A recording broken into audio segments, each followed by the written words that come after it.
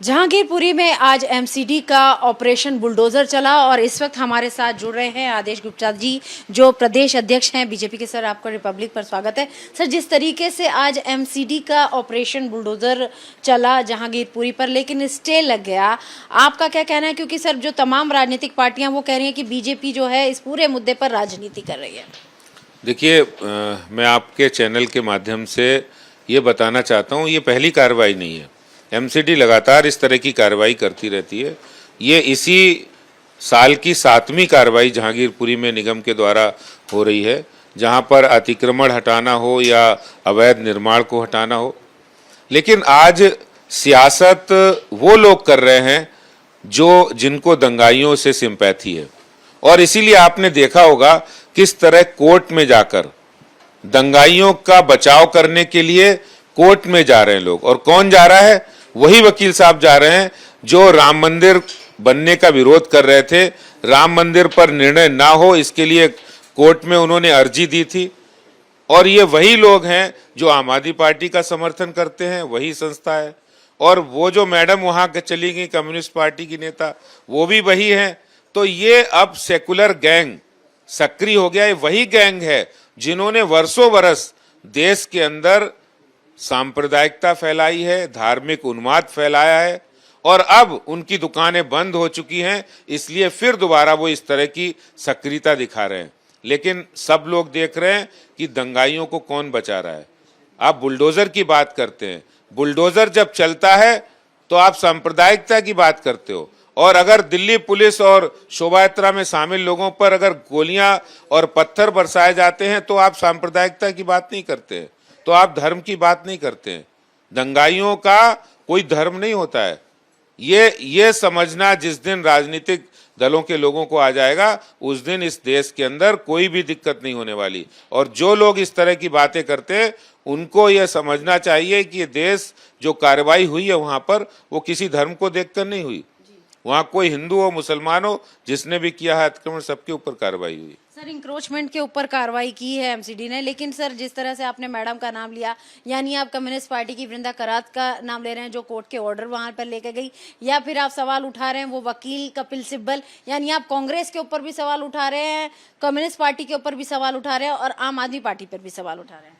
देखिए, सवाल उठाना लाजमी है। इस समय अगर हम सिचुएशन देखते हैं तो जहां दंगे हुए जहांगीरपुरी में, वहां कौन? आम आदमी पार्टी का विधायक है, आम आदमी पार्टी के पार्षद हैं। शेल्टर वो दे रहे हैं अवैध निर्माण को, इंक्रोचमेंट को। और जो लोग दंगों में शामिल थे, जो पकड़े गए, उनमें से अधिकांश आम आदमी पार्टी के कार्यकर्ता के रूप में उन्होंने काम किया। और ये उनका कोई नया इतिहास नहीं है। 2 साल पहले जब उत्तर पूर्वी दिल्ली के अंदर दंगे हुए तो ये लोग कहते नहीं, कोई नहीं शामिल, कोई नहीं। और पकड़ा कौन गया? आम आदमी पार्टी का पार्षद, आज तक जेल में है। उनको संरक्षण कौन दे रहा? आम आदमी पार्टी के विधायक।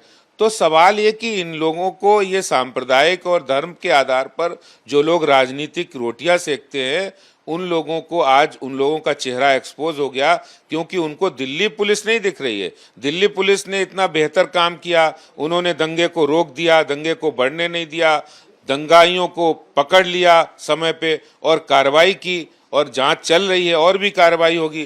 तो उनको दिल्ली पुलिस के प्रति कोई सहानुभूति नहीं है, उनको दंगाइयों के प्रति सहानुभूति है। इसलिए वो कोर्ट भी जाते हैं, वो ऑर्डर भी लेकर जाते हैं और यहाँ आकर कहते भी हैं।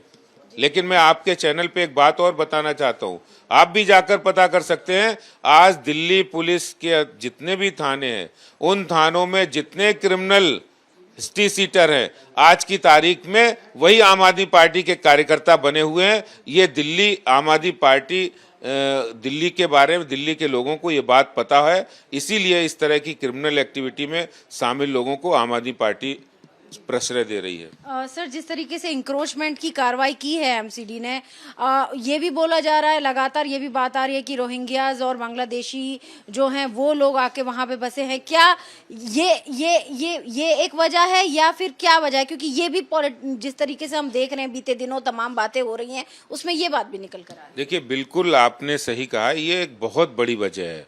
क्योंकि 5 लाख से ज़्यादा बांग्लादेशी रोहिंग्या एक अनुमान के अनुसार दिल्ली के अंदर हैं।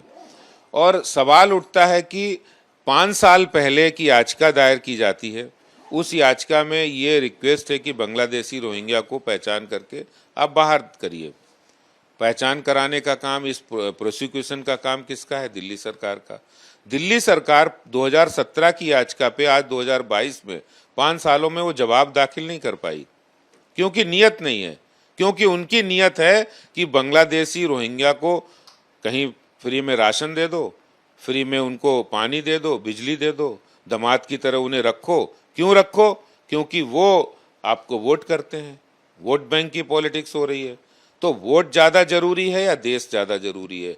दिल्ली ज़्यादा जरूरी है, दिल्ली को बचाना ज़्यादा जरूरी है, या वोट बैंक के लिए आप रोहिंग्या बांग्लादेशियों को बसा दोगे और फिर इस तरह के हालात दिल्ली के अंदर हो जिससे निर्दोष लोगों की जानें जाएं, उनको रहना मुश्किल हो? तो आज ये सवाल सबके सामने है और इसीलिए आम आदमी पार्टी के लोग इसका समर्थन कर रहे हैं। इसीलिए दंगाइयों को बचाने के लिए वो वहां तक गए हैं।